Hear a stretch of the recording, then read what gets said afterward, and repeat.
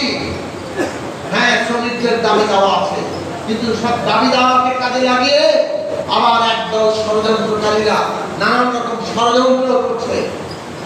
কাজে দুই দিকে আমাদের খেয়াল রাখা দরকার। সরকার এই সমস্ত পরিস্থিতি মোকাবেলা করছে।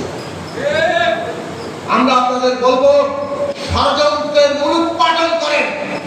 পুরো প্রশাসন, রাষ্ট্রীয় প্রতিষ্ঠান যাতে দক্ষতা এবং কার্যকারিতার সাথে কাজ করতে পারে তার জন্য উদ্যোগ গ্রহণ করেন। এবং তার একটা ব্যবস্থা হচ্ছে সত্যিকার যা দাবি আছে, সত্যিকার যা অসন্তোষ আছে সেগুলোকে আপনাদের অবশ্যই মেটাতে হবে, সেগুলোকে আপনাদের শুনতে হবে এবং সেই সব বিষয়ে কার্যকর পদক্ষেপ নিতে হবে। আমরা এই দাবি তো অন্তর্বর্তী সরকারের কাছে করব। আর একজন রাজনৈতিক কর্মী হিসেবে এই দেশের জনগণের বৃহত্তর স্বার্থের পক্ষে আমরা এ পর্যন্ত লড়াই করে এসেছি, আমরা আগামী দিনেও লড়াই করব। এবং এই দেশে আগামী দিনে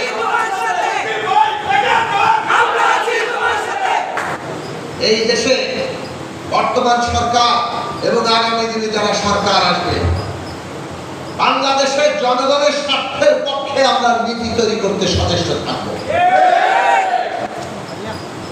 আমরা বাংলাদেশের জনগণের বৃহত্তর যে স্বার্থ সেই অনুযায়ী রাষ্ট্রকে সাজাতে চাই, রাষ্ট্রের নীতিকে সাজাতে চাই।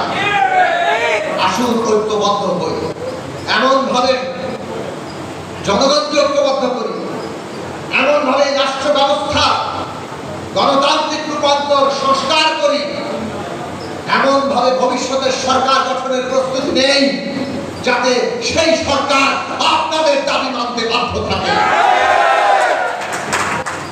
সেই আশা আপনাদের কাছে আছে। একটা ঐতিহাসিক সুযোগ আমাদের দেশের ছাত্র জনতা আমাদের সামনে হাজির করেছে। একটা বড় পরিবর্তন এই দেশের জন্য সম্ভব। এই দেশের সকলের উন্নতি, সকলের মর্যাদা, সকলের জন্য সুযোগের সমতা, এই জায়গা প্রতিষ্ঠা করা সম্ভব যদি আপনারা ঐক্যবদ্ধ থাকেন। যারা গোষ্ঠী স্বার্থ, মুষ্টিমেয় স্বার্থ যারা অর্জন করতে চায় তারা আমাদের মধ্যে ভাগ করবে, বিভাজিত করে রাখবে, নানান ছোট ছোট পকেটে প্রলোভনে আপনাদেরকে নিজেদের পকেটে করার চেষ্টা করবে। কিন্তু জনতা যদি ঐক্যবদ্ধ থাকে, অনেকেই বলেছিল এই ফ্যাসিস্ট সরকার নাকি কোনোদিনই পতন ঘটবে না। জনগণ ঐক্যবদ্ধ হলে 20 দিনে পালাতে হয়।